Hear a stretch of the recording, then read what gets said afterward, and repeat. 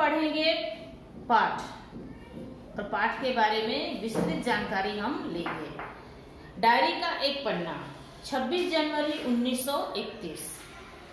26 जनवरी आज का दिन तो अमर दिन है। लेखक कह रहे हैं 26 जनवरी आज का दिन तो अमर दिन है। आज के ही दिन सारे हिंदुस्तान में स्वतंत्रता दिवस मनाया गया था और इस वर्ष भी उसकी पुनरावृत्ति थी, यानी उसे फिर से दोहराया जा रहा था, जिसके लिए काफी तैयारियां पहले से की गई थी। गत वर्ष अपना हिस्सा बहुत साधारण था, यानी पिछले साल जो तैयारियों के लिए पैसे लगे थे वो बहुत कम थे। इस वर्ष जितना अपने दे सकते थे दिया था, मतलब लोगों ने बढ़ चढ़कर पैसे दिए। केवल प्रचार में 2000 रुपये खर्च किया गया प्रचार करने के लिए, यानी कहाँ पे सभा होगी, कहाँ से रैली निकलेगी, सभी के घरों में जा जा करके ये सारी जानकारियां उन्होंने दी, जिसके लिए खर्च हुए 2000 रुपये।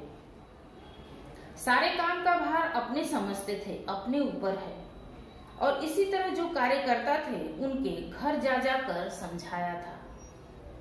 बड़े बाजार के प्रायः मकानों पर राष्ट्रीय झंडा फहरा रहा था।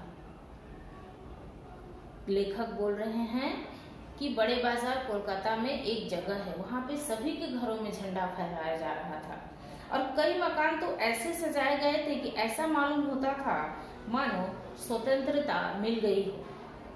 कलकत्ते के प्रत्येक भाग में ही झंडे लगाए गए थे। जिस रास्ते से मनुष्य जाते थे उसी रास्ते में उत्साह और नवीनता मालूम होती थी। नवीनता यानी नयापन।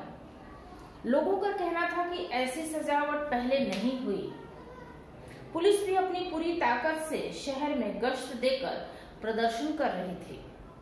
मोटर लॉरियों में गोरखे तथा सार्जेंट प्रत्येक मोड़ पर तैनात थे। गोरखे मतलब बच्चों, अभी ये मत बोलना गोरखा वॉचमैन, वॉचमैन नहीं, आर्मी का एक रेजिमेंट होता है, उसको बोलते हैं गोरखा रेजिमेंट।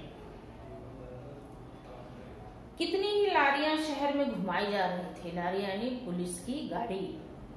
घुड़सवारों का प्रबंध था। घुड़सवारों ने घोड़े पर बैठ करके रैली निकालने का भी प्रबंध था। कहीं भी ट्रैफिक पुलिस नहीं थी। सारी पुलिस को इसी काम में लगाया गया था। बड़े बड़े पार्कों तथा मैदानों को पुलिस ने सवेरे से ही घेर लिया था। सवेरे से ही घेर लिया था क्यों? क्योंकि वहां पर कोई रैली न कर सके, कोई सभा न कर सके, कोई भाषण न दे सके, इसलिए मैदानों और पार्कों को पुलिस ने सुबह सुबह से ही घेर रखा था।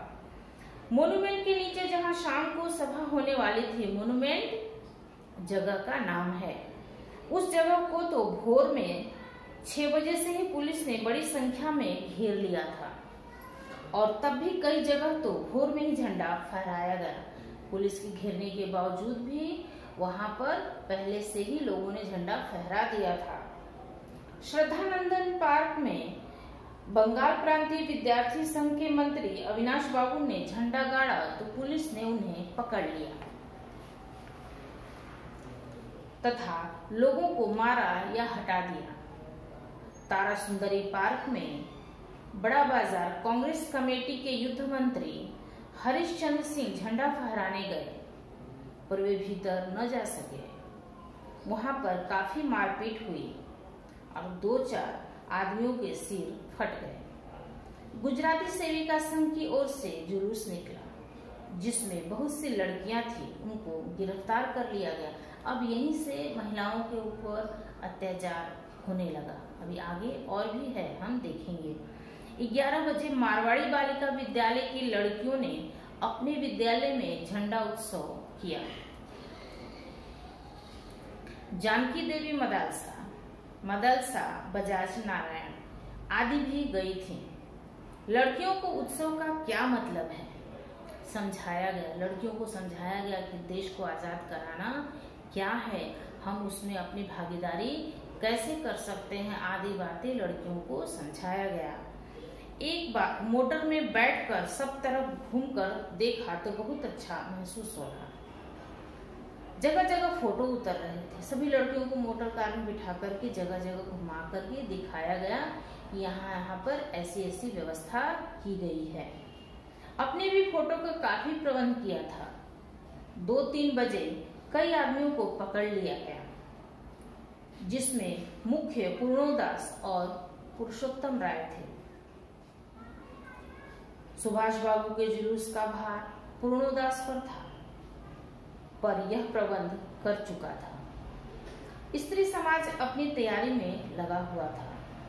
जगह जगह से स्त्रियां अपना जुलूस निकालने की तथा ठीक स्थान पर पहुंचने की कोशिश कर रही थीं।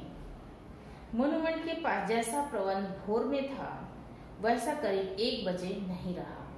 यानी भोर में क्या था, चारों तरफ पुलिस जो है वो गश्त लगा रही थी, चारों तरफ घूम रही थी, तैनात थी पुलिस। लेकिन दोपहर के समय ऐसा नहीं था। लेकिन लोगों को विश्वास था कि पुलिस ऐसा नहीं करेगी, नहीं मानेगी, वह जरूर कुछ न कुछ करेगी, और ऐसा ही हुआ। इससे लोगों को आशा होने लगी कि शायद पुलिस अपना रंग न दिखलावे, पर वह कब मानने वाली। 3 बजे से ही मैदान में हजारों आदमियों की भीड़ होने लगी और लोग टोलियां बना बना कर मैदान में घूमने लगे।